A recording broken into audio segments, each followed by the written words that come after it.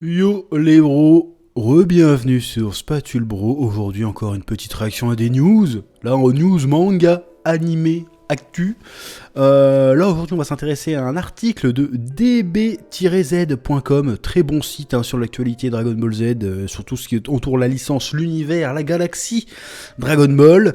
Et là il nous présente le rapport financier de Toei Animation qui nous montre que la licence Dragon Ball règne encore et toujours en maître. On va regarder ça. Oui. Wapalai, nous y voici, donc le petit article du 2 août 2022. Donc on va lire ça, puis on va réagir ensemble. Comme presque à chaque fois, la marque Dragon Ball prouve qu'elle est la poule aux œufs d'or de Toei Animation, comme le révèlent les résultats financiers du studio d'animation japonais. Énième exemple qui prouve qu'il n'y a pas besoin de marabout pour prédire que le retour de la suite de la série TV Dragon Ball Super est inéluctable. Bah c'est vrai que si ça continue à engranger de la thune, alors que l'animé est fini depuis 3 ans, imagine il y a un animé. Donc forcément c'est logique. Toei Animation est relativement occupé en ce moment avec la promotion de son film Dragon Ball Super Super Hero. En effet, bien que le dernier film d'animation mettant en avant Gohan et Piccolo contre l'armée du ruban rouge soit sorti au Japon le 11 juin dernier, c'est désormais à l'international qui débarquera dès cet été. Ouais, le 5 octobre je crois en France. Déjà c'est honteux. Je trouve ça honteux. Alors que la France, c'est quand même partie d'un des pays qui a filé une carrière à Dragon Ball à l'international. Hein, ça, c'est factuel, on n'est pas respecté. On l'a après les ricains. Voilà, c'est tout ce que j'ai à dire. De toute façon, le film, il est très certainement à chier, mais quand même. Toutes les dates de sortie du film Dragon Ball Super Hero à l'international sont d'ailleurs disponibles. On est bien regret de vous dire qu'en France, on sera servi les derniers. Bah oui, ça, c'est honteux. Hein. Il y a quelques mois, la franchise à succès a donc lancé son tout dernier film en CGI dans les cinémas japonais, mais force est de constater que le public n'a pas été convaincu par la promotion du long métrage.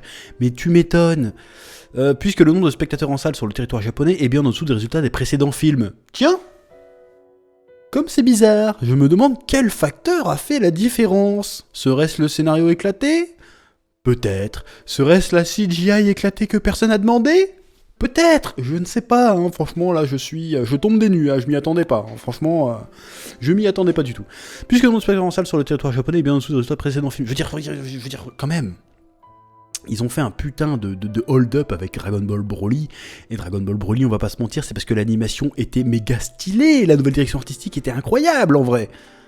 En vrai, bon, moi j'ai bien aimé les 45 premières minutes du film, après c'est que de la bagarre, c'est relou, mais quand même, t'éteins ton cerveau, tu prends un panard incroyable avec les directions artistiques. Ils avaient emmené Dragon Ball dans une autre dimension. Là, ils ont fait de la CGI. Là, on est passé de la dimension Dragon Ball Z-esque de ouf à comment ça s'appelle ? J'ai envie de dire pas de patrouille. Et j'ai envie de dire non en fait. Donc c'est logique. Hein. Ça veut dire quand même que ils peuvent pas totalement prendre le public pour des cons quand même sans conséquence, tu vois. Faut pas faire des choix de merde comme ça sans conséquence. Mais bon. Ils restent dans leurs frais quand même, tu vois, donc ils font encore de l'oseille. J'en étais où ? Il y a quelques mois, force est constater que le public n'a pas été convaincu par la promotion du long métrage, puisque le nombre de spectateurs en salle sur le territoire japonais, bon j'ai déjà lu en dessous des... Cela étant, cet épiphénomène n'a pas eu trop d'impact sur le nouveau rapport financier de Toei Animation, qui nous prouve que la licence Dragon Ball est toujours numéro 1 en matière de revenus. Alors moi je pose la question, du coup est-ce qu'ils vont continuer, je change un peu de sujet mais ça reste dans le sujet, est-ce qu'ils vont continuer dans cette direction de CGI ?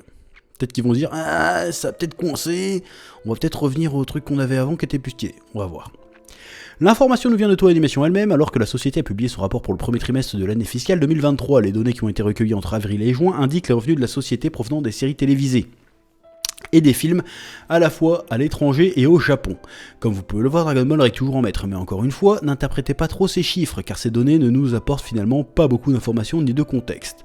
Par exemple, si on était dans le cas des figurines, on pourrait naïvement imaginer que si Dragon Ball rapporte davantage, c'est peut-être parce que le cadre de 40 ans qui a grandi avec Dragon Ball Z alloue un budget figurine plus élevé que l'étudiant boursier de 20 ans qui a grandi avec One Piece. Mais on n'en sait rien. Oui, après, ça veut rien dire, hein. Là, c'est juste que ça rapporte plus d'oseille, ça veut pas dire que Dragon Ball est meilleur que One Piece. Oui. Bref, petite interruption, il y avait l'église à côté qui s'est mise à sonner pendant 3 quarts d'heure. C'était relou. Bref. Donc après, on a les petits graphiques sur les chiffres de vente. Domestic licensing. Donc là, c'est les chiffres qu'a fait Dragon Ball au Japon, hein, donc le domestique, merde, du coup j'ai ma gueule devant, mais t'inquiète, attends, ça c'est relou, attends, j'ai ma gueule devant, là, attends, je vais me modifier, là, hop, J'ai ma gueule devant le graphique. Donc Dragon Ball dépasse One Piece un tout petit peu. La licence Dragon Ball dépasse One Piece d'une courte tête au Japon. Donc voilà. Par contre, dès qu'on arrive à l'international, là c'est pour les films. Là par contre, ça mange One Piece de fou. Et pour le total, ça éclate vraiment tout du coup. Donc Dragon Ball est toujours une marque qui vend énormément, alors que quasiment tout ce qu'ils produisent autour est éclaté. Et c'est ça qui est incroyablement incroyable en fait. Parce que là, l'animé Dragon Ball Super est fini depuis 3-4 ans. Ils ont sorti Dragon Ball Broly qui était un immense succès international. Dragon Ball Super Hero, on verra, mais ça fait un semi-bid au Japon. Niveau jeux vidéo, depuis Dragon Ball Fighters, en vrai, il y a rien eu de bien. Il y a rien eu de bien.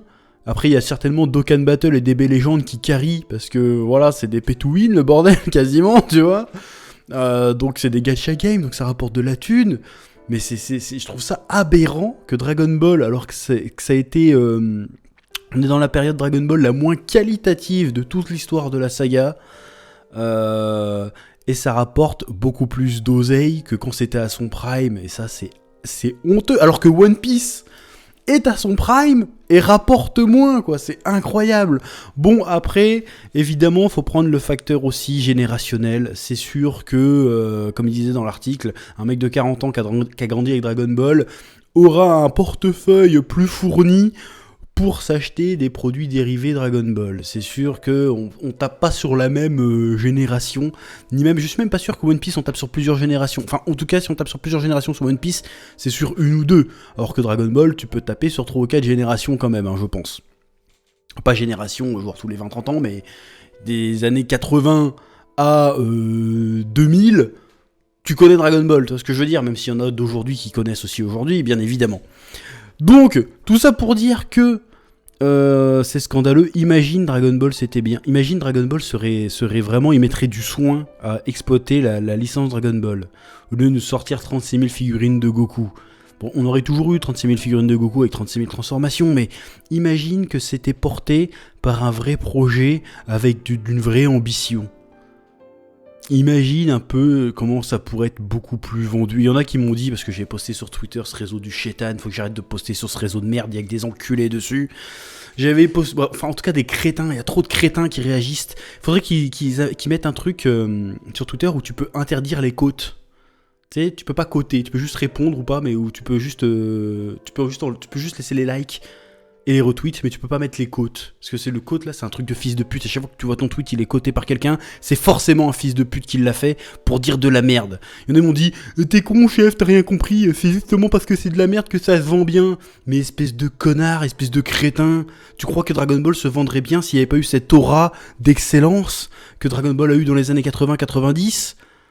Espèce de trou du cul, donc évidemment que c'est un rapport avec l'excellence. Tu crois que pourquoi One Piece ça se vend presque aussi bien ? Parce que One Piece c'est de la qualité, parce que One Piece ils prennent du soin à faire des produits dérivés de qualité avec One Piece, et que la licence de base, le manga de base est réussi, que l'animé de base est cool. Espèce de crétin de con. Donc évidemment qu'il y a un rapport avec la qualité. Espèce de débile que t'es là. Qui sont bêtes les gens. Le problème c'est pas qu'il y a un Vegeta Ultra Ego en figurine, le problème c'est qu'ils racontent rien avec. Imagine on serait vraiment impliqué dans ce qui se passe dans Dragon Ball Super autour, parce que ça reste quand même le cœur de la propagation de la licence, ça reste le manga et l'animé, ça reste la base de tout. Imagine, ça avait été bien, imagine la prochaine série sera bien. Imagine seulement où c'est qu'ils pourraient l'emmener la licence, c'est-à-dire que là ils font de l'oseille en faisant le minimum et ils font même pas un petit peu d'effort pour rendre ça bien. Ils ont aucune excuse, en vrai. Donc c'est pour ça que quand je vois ça, ça me met en colère. Parce que ça a beau être devenu de la merde, ça continue à vendre sa mère à la pute.